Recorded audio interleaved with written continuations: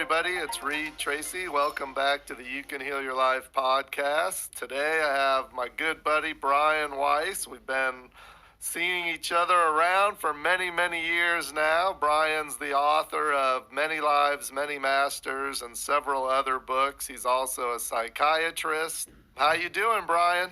I'm doing okay, Reed. Quiet lifestyle right now, mostly indoors, not venturing out too much, but using these social media means and other ways to talk, to connect, and to get out to more of the public. This is one benefit of this kind of quiet time. Yeah, people definitely have more time for this, listening to podcasts and going on social media, connecting with people in that way when they can't do it in person. I know you are used to traveling around the world. I know for us here at Hay House, you give talks all over the U.S., Australia. How is it being at home more right now? It's very different for me. I haven't been at home for many, many years. Mostly we're traveling. But my last trip was to Hay House, Australia, and doing a large event in Melbourne, which was great. Then we spent a week in Hawaii on the way home, which was fabulous too. And that was in November. So we've kind of been home. I was taking a few months off because living in Miami, the winter is the ideal time, the best time. And then we're going to start up again in March and April. But the COVID-19 hit. We had to cancel everything because of the pandemic. And now mostly at home, getting a chance to catch up on reading and meditating and going within. Also cleaning up my office and things that I've postponed for years. But I would kind of itching to get out there again. I love teaching. And my workshops mostly involve groups and demonstrations. So I'm still adjusting to the deceleration.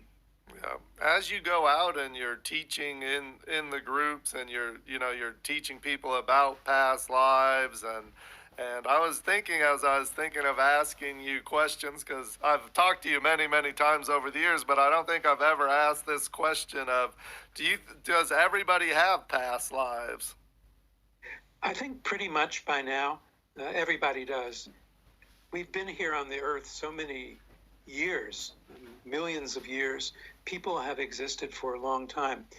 There could be some, and you and I have talked before in private, but my thinking is that in doing this research in past lives and reincarnation since 1979, when Catherine, the woman that's in Many Lives, Many Masters, came into my office, and working with thousands of patients over the last 40 years, I find that this is not the only place.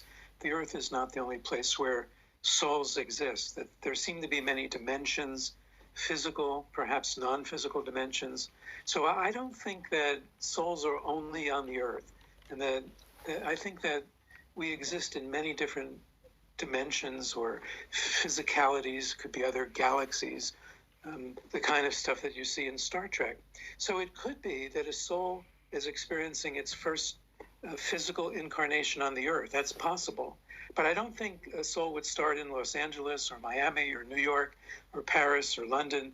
It's too complicated. They probably start in a simple kind of agricultural or rural area to get to know what physicality is, people, food, eating, socializing. So it's possible that souls coming from other dimensions or places are incarnating on the earth for the first time.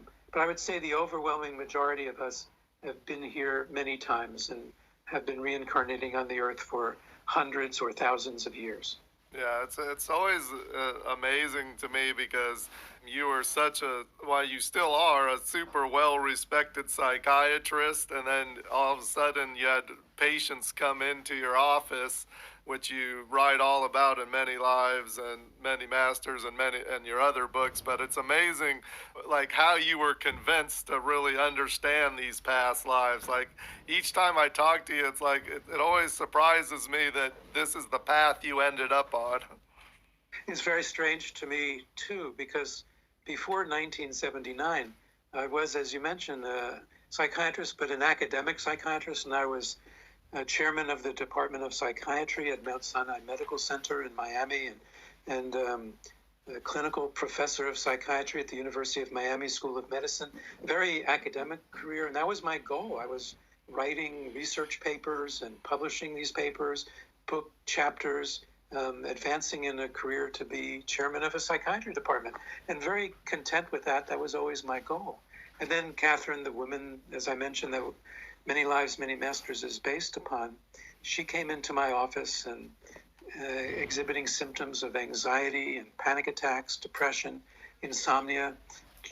Conventional treatment didn't really work with her.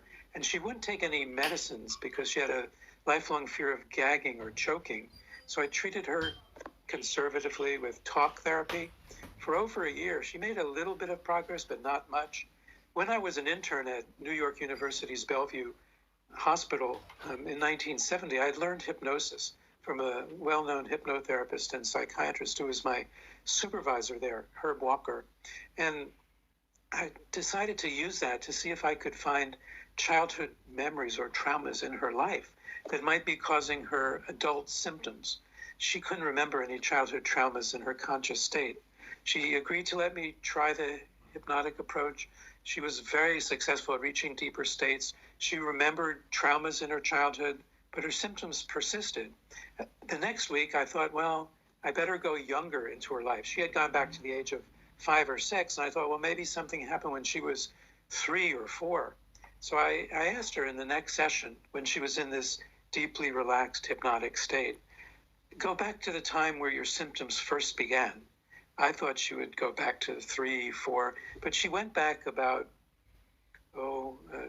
almost 4,000 years to an ancient Near Eastern lifetime where she drowned in a flood or tidal wave that swept her village.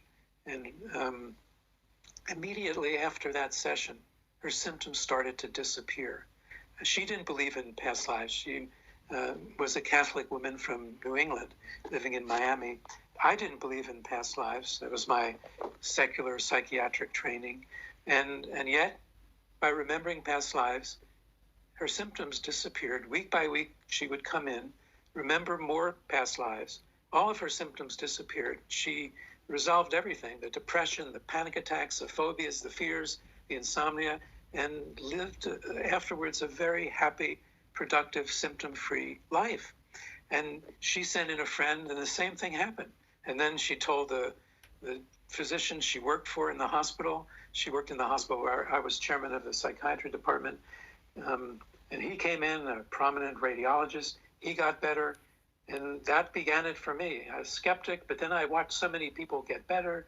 They knew things. They were able to tell me historical facts and details that they had never encountered. Some of them were able to speak foreign languages that they had never learned in this life. And I thought, how can this be? How are they knowing historical facts and details that they had never read about or seen? How can they speak a foreign language that they never studied? Sometimes the dialects were extinct.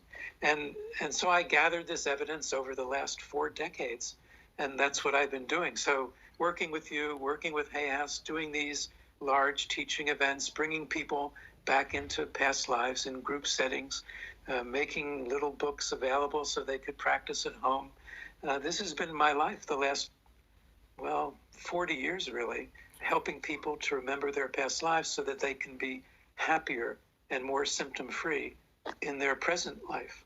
And when you do these workshops for us, what do you find the most effective way to help people connect to their past lives? I know, I've been there, so I know the answer, but I'd love for you to share it with everyone here.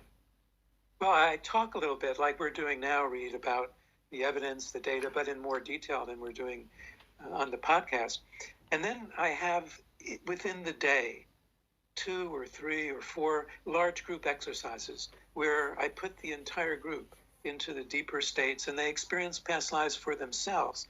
Sometimes it's not a past life. It may be a childhood experience that they need to remember, or an in utero experience many people have accurately remembered from that time and place. But often it's past lives, and about 50 or 60% of the audience can remember a past life, and by experiencing, they can often resolve symptoms themselves.